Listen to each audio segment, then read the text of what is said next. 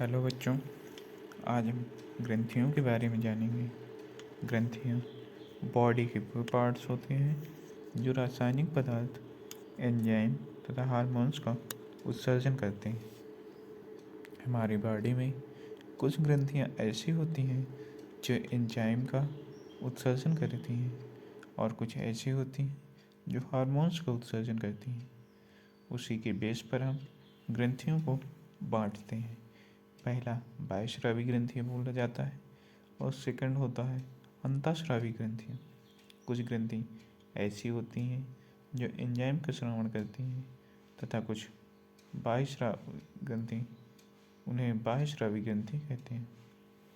कुछ ग्रंथियाँ ऐसी होती हैं जो हार्मोन्स का स्रावण करती हैं, उन्हें अंतःस्रावी ग्रंथि कहते हैं। अंतःस्रावी ग्रंथि निम्न प्रकार होती हैं: पीयूष ग्रंथि, थायराइड ग्रंथि, पैराथायराइड ग्रंथि, एड्रेनालिन ग्रंथि। ऐसी ग्रंथि जो हार्मोन्स तथा एंजाइम दोनों का स्रावण एक साथ करती हैं वो मिश्रित ग्रंथि कहलाती हैं। इसका एग्जाम्पल है अग्नाशय। फर्स्ट नंबर पे आती अंतःस्रावी ग्रंथि, फर्स्ट नंबर पे आती है पीयूष ग्रंथि। ये पीयूष ग्रंथि मस्तिष्क में पाई जाती है। इसे मास्टर ग्लैंड ऑफ सल्टल्स्का बोलते हैं। इस ग्रंथि से एसटीएच हार्मोन्स निकलता है जो शरीर की वृद्धि, हड्डी की वृद्धि का नियंत्रण करता है। इसमें इम्पोर्टेंट पॉइंट होता है ये मानव शरीर की सबसे छोटी ग्रंथि होती है और थायराइड ग्रंथि अंतःस्रावी ग्रंथि सबसे बड़ी ग्रंथि होती है। टीएसएच हार्मोन्स की थायराइड ग्रंथि का हार्मोन स्रावित करने के लिए प्रेरित करता है। मनुष्य के गले में सांस नली के नीचे स्थित होती थायराइड ग्रंथि से थायरॉक्सिन हार्मोन्स निकलता है जो आयोडीन की अधिक मात्रा होने के कारण होता है। इसको एंडोक्राइन सिस्टम का पेसमेकर भी कहते हैं। थायराइड ग्रंथि का कार्य होता है पीयूष ग्रंथि के हार्मोन्स के साथ मिलकर शरीर के जल संतुलन का नियंत्रण करना।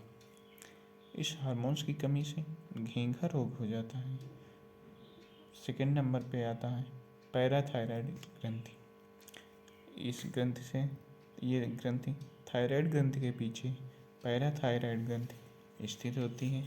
इससे निकलने वाला हार्मोन्स ब्लड में कैल्शियम की मात्रा का नियंत्रण करता है। पैराथायराइड ग्रंथि से दो हार्मोन्स निकलते हैं।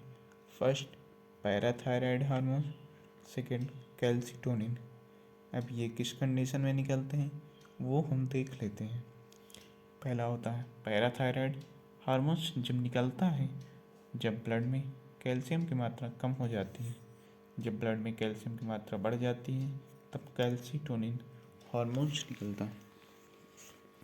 इन हार्मोन्सों के अनबैलेंस्ड हो जाने के कारण पथरी जैसी समस्या होती है। एड्रेनालिन ग्रंथि, ये ग्रंथि जीवन रक्षक हार्मोन्स को उत्सर्जित करती है। इस ग्रंथि से निकलने वाले हार्मोन्स मनुष्य शरीर के रक्तचाप को कंट्रोल करता है। इसके टू पार्ट होते हैं। फर्स्ट कॉर्टेक्स वाले पार्ट से ग्लूकोकॉर्टिकॉइड्स हार्मोन्स निकलता है और सेकंड मेडुला होता है जिससे एपिनेफ्रिन हार्मोन्स निकलता है।